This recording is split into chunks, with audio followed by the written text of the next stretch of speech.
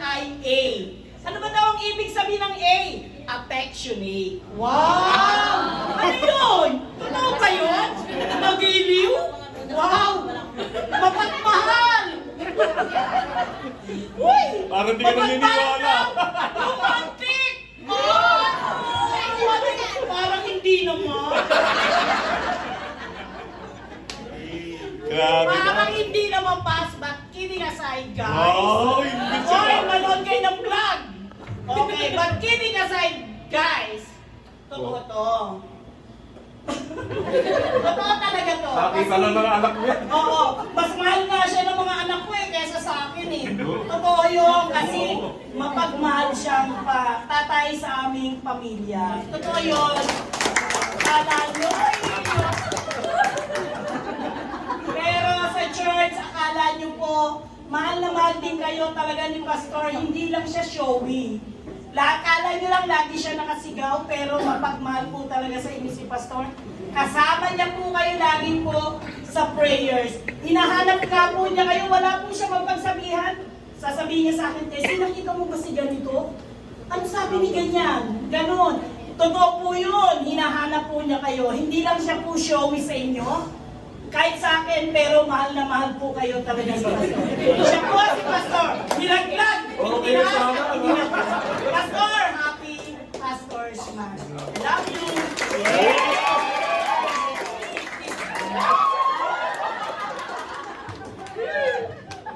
Hindi maniniwala ng anak mo yan. Pastor, yun naman pong letter L. Ano po yung L? Sabi doon, unang-una muna, yung pong loyalty. Dahil kayo po ay loyalist po. Loyalist po kayo doon po sa gawan ng Panginoon, lalo na po dito po sa GIL at sa mga namumuno. Nakikita po namin yung po yung kakatapatan. Tapos saan talaga, kung pinapakita yung hindi kayo may nararamdaman, talaga nandun po yung inyong po tapat na naglilingkod. Saka doon po sa mga superior natin, kung paano po ninyo pinagtatanggol, kung mga nakikitaan natin na hindi talaga maganda na natasabi, pero nandun po talaga.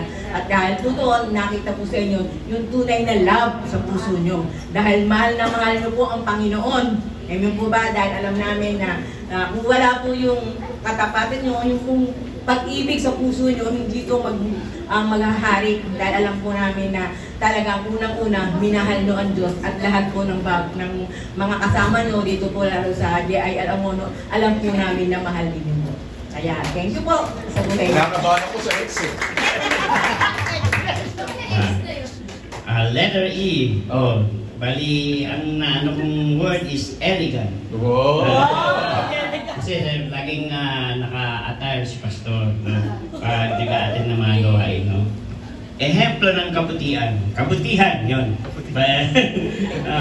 Magandang halimbawa sa bawat isa sa atin, ano?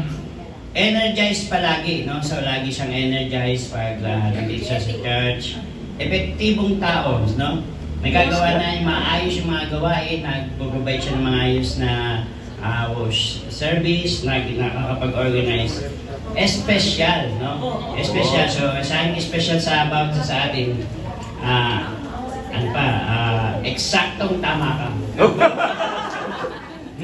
Tama. So, wala tayong ibang tama kundi si Pastor kasi nga siya ang namumuno sa atin, no? Oh, yun. Encouraging. So, yung mga salita niya bawat sa atin, encouraging. So, yun yung stands for letter E ng Alexander. Wow! Ayan po. Sa akin po, binigay po talaga yung pinakamahirap na po. Nakakabahan ako dito. Ano po siya? Extra large. Ayan, extraterrestrial. Galing po ibang bansa. Ay, ibang bansa, ibang planeta. Pero X po siguro, ano natin is extra strong. Extra effort, extra energy. Kita po natin yan sa social media kung gaano po ka-energetic ang ating pastor. Saka dito po sa ating church. Extraordinary, siguro, ang pinaka-ano na word para sa ating yung pastor. For all his effort, kahit hindi natin nasusuklihan ng direct, pero patuloy pa rin po siya na naglilingkod para sa atin, para sa ating Diyos. Yeah. Short lang daw. Bagay naman po. Ayan ba? Si Sister Helen naman. Ayan. Praise the Lord. Happy Pastor's Month, Pastor Alex Barinray po. Ang naka-assign po sa akin ay letter A. Ang ibig sabihin, Alorin. Wow! Aloring! Ayun. Ano? Pero ang nabasa ko dito ay sa Tagalog, yung guwapo. Guwapo.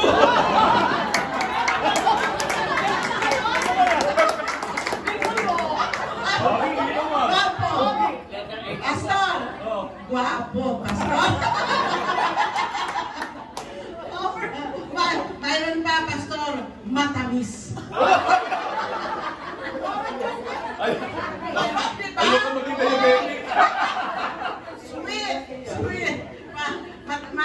Matamis na sugar. Wow! Tapos, mabait. Wow!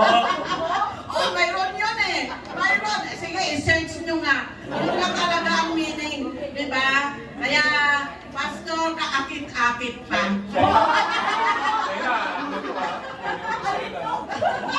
Alindog. Pastor, Tagalog kasi kaakit-akit. Tagalog. Ah! Oh, tama na. Tagalog. Basta, isipin mo, pastor, yan ang katangian na ibinigay sa iyo ng Diyos. Praise Kaya, purihin ng Lord, ikaw ang aming pastor na guwapo, makisig, malakas. Glory to God. Purihin ang Panginoon, marami na daw ako sinabi. Kinakabahan ko Pagpalain na mo. ako eh. Tsaka sa tatlong natitira, kinakabahan ako. Parang pang-apat na ako. Ay, talima pa na para ako. Ano. Sa akin po, letter N. Ano po. Hindi ko alam, meron kayong ganyan. Pero, ang tawag dito, yung binigay sa akin ng Lord, nandiyan din pa. Yung novel, ano po, yung novel nandito po. Ano po, yun yung binigay sa akin ng Lord.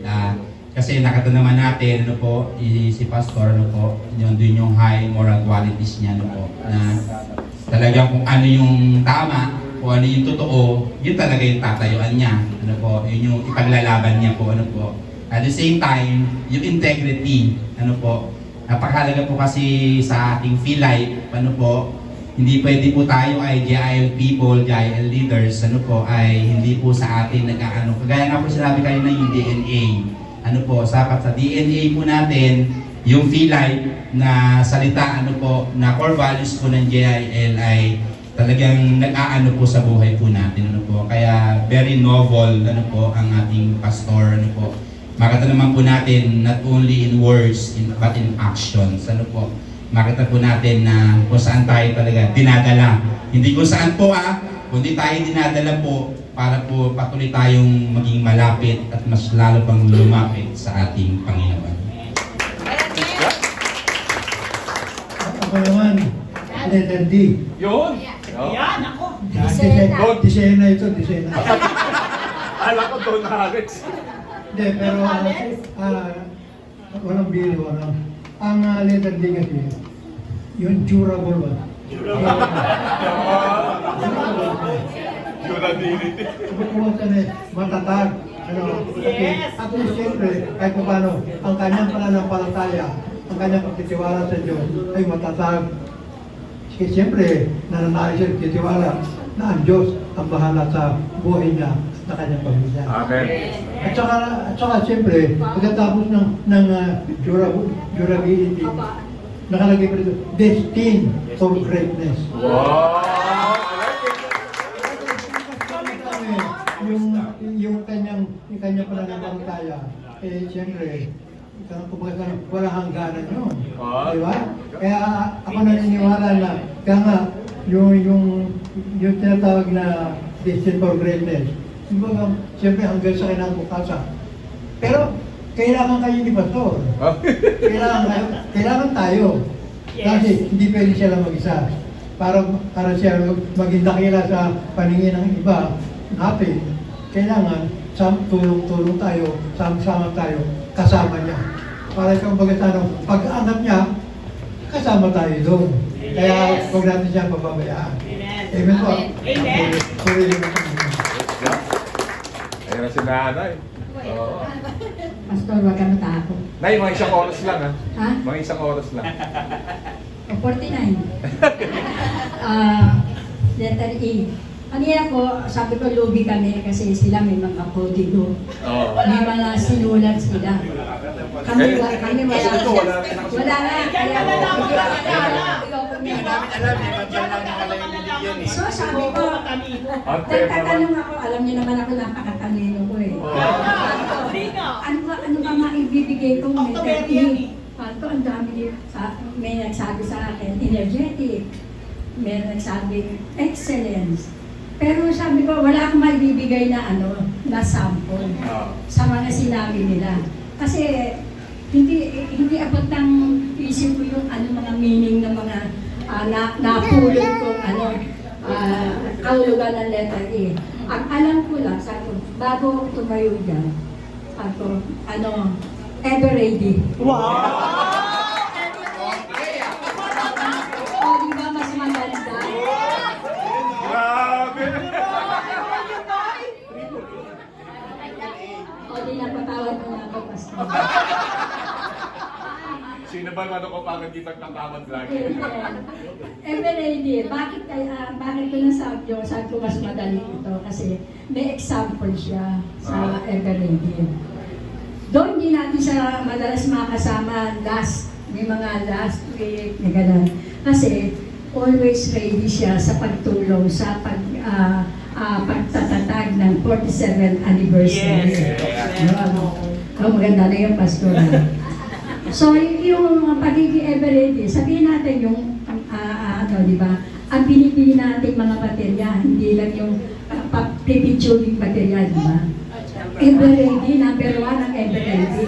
Kaya para tulad ni Pastor, ever ready siya, doon nagkukulang, sorry may negative, doon nagkukulang siya sa atin, hindi, sa totoo lang, kada pasok ko dito, kung sino tutulog, si Pastor ba? Siyempre, ganun po. Ganun kami kasabik, kayong mga anak mo. Pero sabi ko nga, nakita ko yung kanyang pagsisikhay, yung pagod nilang tatlong anong tawag na? May tawag ako sa tatlong yun eh. Millionaire.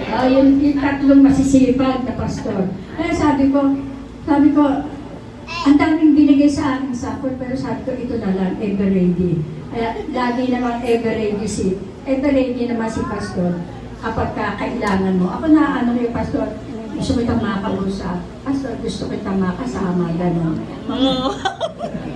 Kaya para sa akin, ito yung most profitable para sa kanya. Ever ready. Always ready. Kinakabahan ko sa last. Kinakabahan ko sa last. Parang hindi ka nakatagilid, Pastor. I love you, Pastor. Yes! Kahit ko ako pinakasutil sa iyo. Pero ako po may compassion. Nalalang kaya kayo. Kaya mamaya may isang ganong kansagon. R. Ano ito na yan? R. Nandun kayo para Alexander. Hindi, nasa Mamaya gitna. ako kinilalo. Ayoko kayo nakaganon.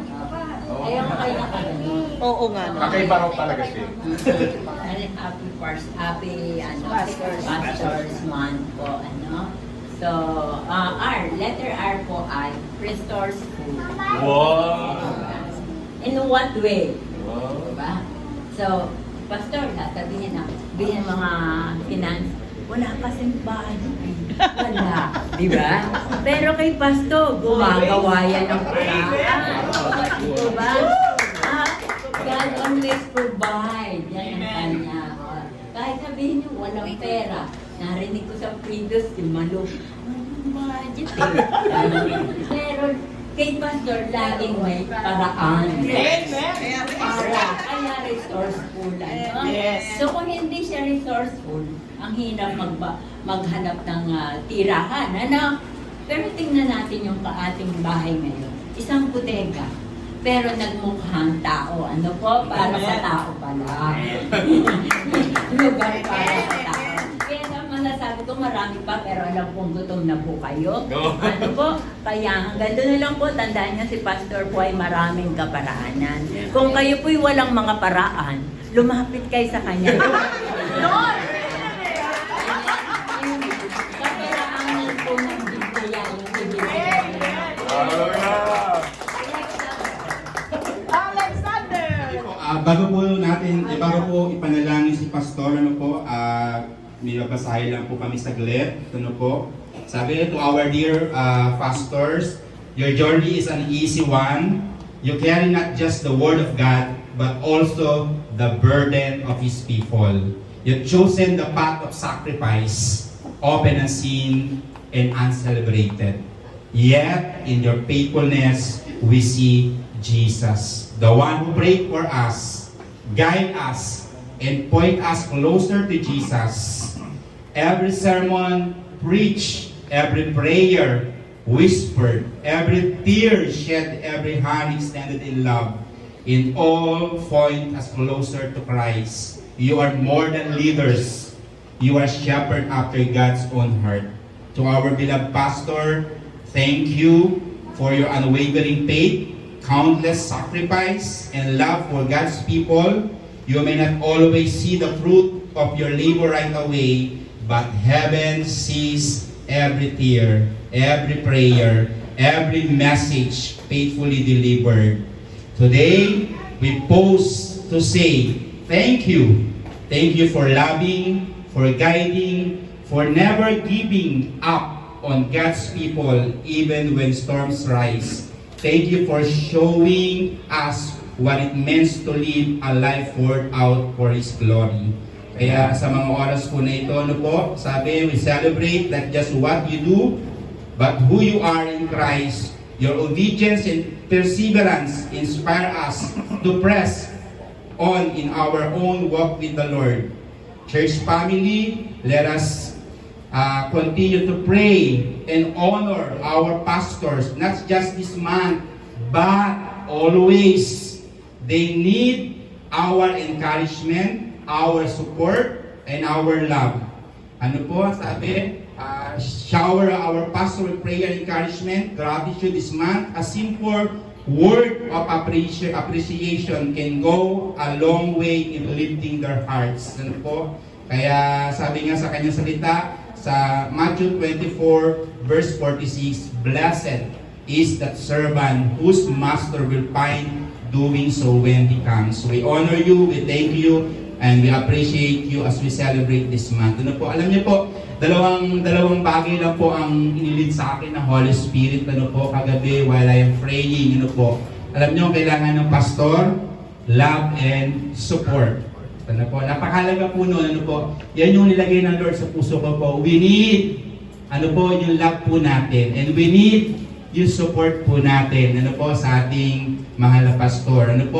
At sabi nga, ay pinalalabi sa akin ng Holy Spirit paano mo ba minamahal? Paano mo ba sinusuportahan ng iyong pastor? Isa lang po ang sinabi po sa akin ng Holy Spirit. Pinagpipray mo ba ang pastor mo? Yung talaga nilagay po ng Holy Spirit sa akin. Ipinagpipray po ba natin ang pastor po natin? Kaya napakahalaga po, ang panalangin ng bawat isa po sa atin, na patuloy na ipanalangin po ang ating mahal na pastor. At natawa ko muna po si Shaina at saka si Brother Sherwin para po sa ating token. Ibigay po natin yung token, then we will proceed for prayers, para sa ating mahal na Pastor Alex Balinuevo. At nililid po tayo ni Brother Raymond sa prayer. Siyempre, kami yung mga dito ayan. Pwede po tayong pa-picture muna, Pastor. Sa dulo po kayo para yung pangalan.